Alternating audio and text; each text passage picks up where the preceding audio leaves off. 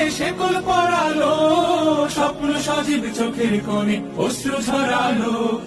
মুক্ত স্বাধীন দু হাতে যে শেকল পড়ালো।